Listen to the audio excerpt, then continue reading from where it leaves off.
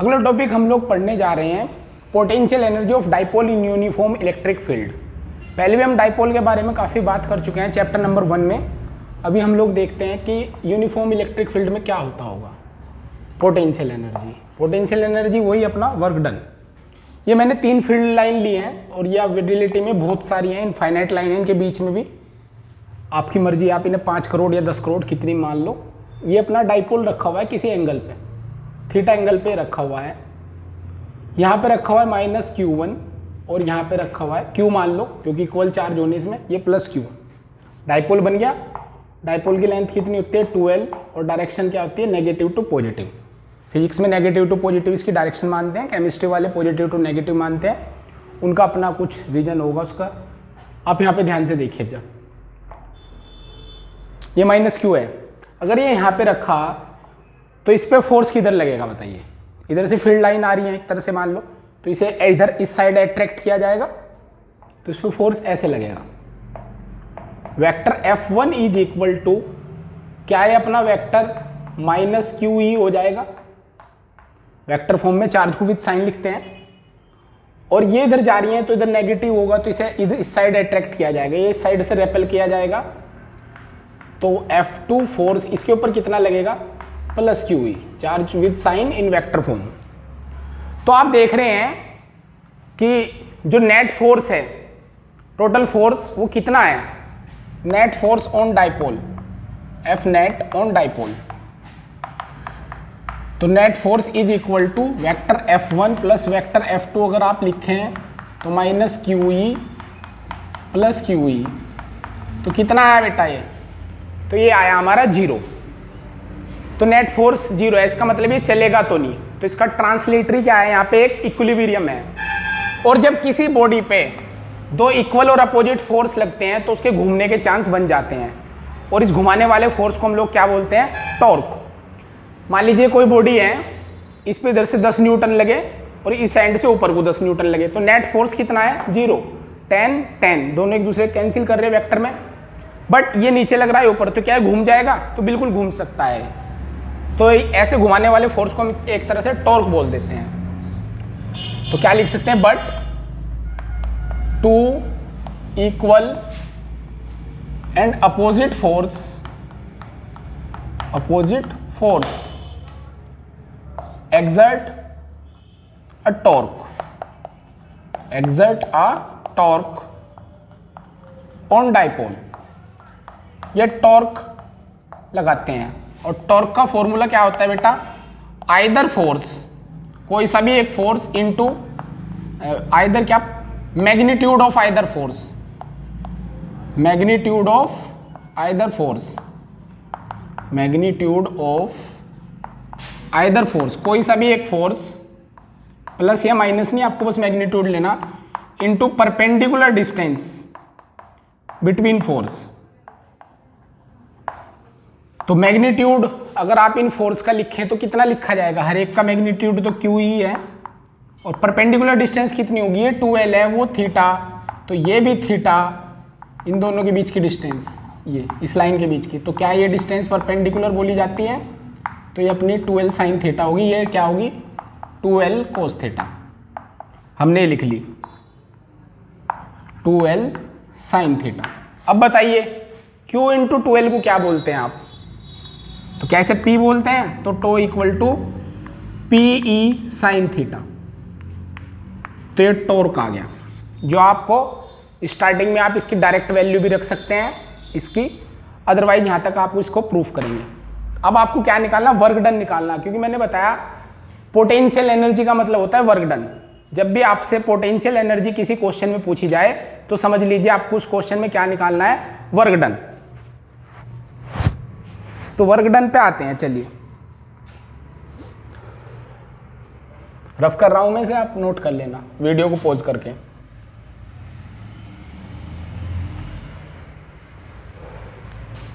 तो work done in rotating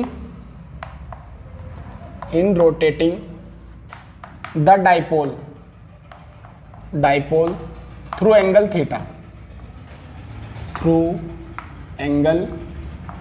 छोटा सा एंगल डी थीटा, अगर हम इसको घुमाएं तो कितना वर्क होगा, तो देखिए जब बॉडी चलती है तो वर्क होता है फोर्स इनटू डिस्प्लेसमेंट, लेकिन जब बॉडी घूमती है तो घुमाने वाला फोर्स टॉर्क बन जाता है और डिस्प्लेसमेंट की जगह एंगुलर डिस्प्लेसमेंट।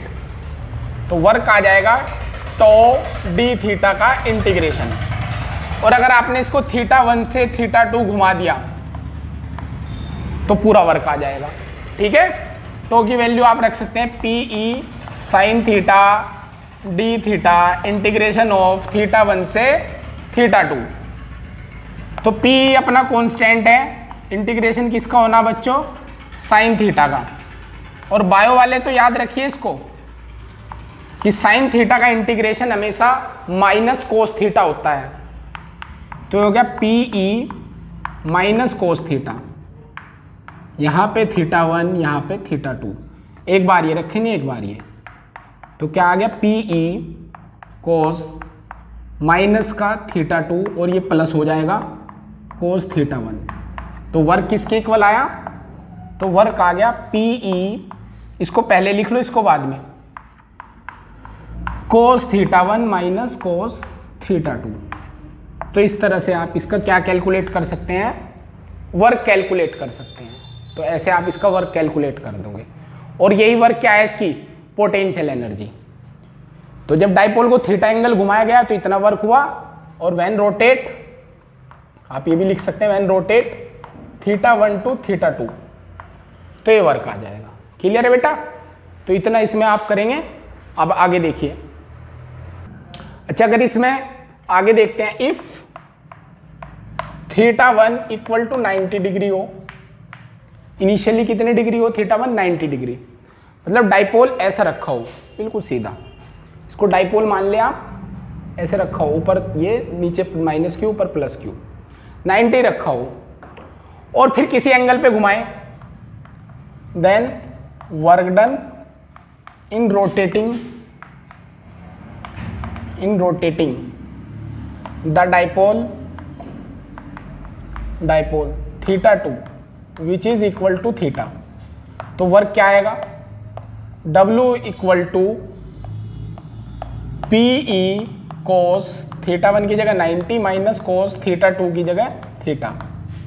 तो कोस 90 जीरो होता है, तो हो जाएगा माइनस PE कोस थीटा। और इसी वर्क को हम पोटेंशियल एनर्जी बोलते हैं। कुल मिलाकर के बात क्या है, देखिए ये θ1 90 क्यों माना गया है, ये बड़े काम की बात होती है। अगर आप दोनों चार्ज को 90 डिग्री पे लेके आए फील्ड से, तो जो डाइपोल है इसे लाने में कोई वर्क नहीं करना पड़ेगा। क्यों नहीं करना पड़ेगा अगर ये 90 पे आया इस फील्ड के अंदर, बताइए। तो ये इसलिए नहीं करना होगा क्योंकि ये एक इक्विपोटेंशियल सरफेस होगी। इक्विपोटेंशियल सरफेस पे चार्ज को एक जगह से दूसरी जगह घुमाने में कोई वर्क नहीं करना होता, तो इसलिए होगा ये ऐसा। उसके बाद आप जितना घुमाओगे, जितना वर्क करोगे, वही क्या है इसकी एक पोटेंशियल एनर्जी। तो क्या कहेंगे आप, this work done is stored as potential energy of dipole. तो U इक्वल टू क्या फॉर्मूला बना, माइनस PE कोस थीटा। और वेक्टर फॉर्म लिखी जाए बेटा इसकी, तो क्या लिखोगे, U तो स्केलर है, P वेक्टर है, और इलेक्ट्रिक फील्ड भी वेक्टर है। अगर इनके साथ कोस थीटा है तो यहाँ क्या आ जाएगा, डॉट। तो ये डॉट प्रोडक्ट से भी आ जाएगी। क्या मेरी बात समझ में आ गई आपको। तो इस तरह से आपने क्या कैलकुलेट किया इसकी पोटेंशियल एनर्जी। अब 2 या 3 स्पेशल केस पढ़ते हैं इनके ओरिएंटेशन वाले, जो बहुत काम के होते हैं बोर्ड में भी और कंपटीशन लेवल पे भी। उनको देखते हैं 1 बाय 1। नोट करिए, इसको मैं रफ कर देता हूं। हमने डाइपोल को इलेक्ट्रिक फील्ड के अंदर 3 पोजीशन में रखा। डाइपोल की डायरेक्शन में से -2 प्लस होती है, तो पैरेलल टू फील्ड, यहां पे अपोजिट टू फील्ड, और यहां पे परपेंडिकुलर टू द फील्ड। तो P और E के बीच का एंगल अगर बात करें तो कितना है, यहां पे θ इक्वल टू 0, दोनों same direction, θ equal to 180 degree, और यहां पे θ इक्वल टू कितना बेटा, 90 डिग्री। बात करते हैं अब स्टेबल और अनस्टेबल होने की। बहुत ध्यान से देखना, ये मेरे हाथ में चौक है। अगर ये जमीन पे पड़ी हो तो इसकी पोटेंशियल एनर्जी कितनी लेते हैं हम लोग, 0 मान लेते हैं। और जब किसी एच हाइट पे रखते हैं तो कितनी मान लेते हैं, mgh। बट ये जब जमीन पे थी तब स्टेबल थी या h हाइट पे अब स्टेबल है? तो आप कहोगे सर जब जमीन पे थी तब स्टेबल है। यानी जब बॉडी की पोटेंशियल एनर्जी कम होगी तब वो स्टेबल होगी, और जब पोटेंशियल एनर्जी ज़्यादा होगी तब वो क्या हो जाएगी? अनस्टेबल। तो यहाँ पे देखिए आप इस सिचुएशन में क्या हो रहा है, बहुत ध्यान से। इस सिचुएशन में यहाँ पे माइनस है, फील्ड लाइन इस साइड से आ रही है।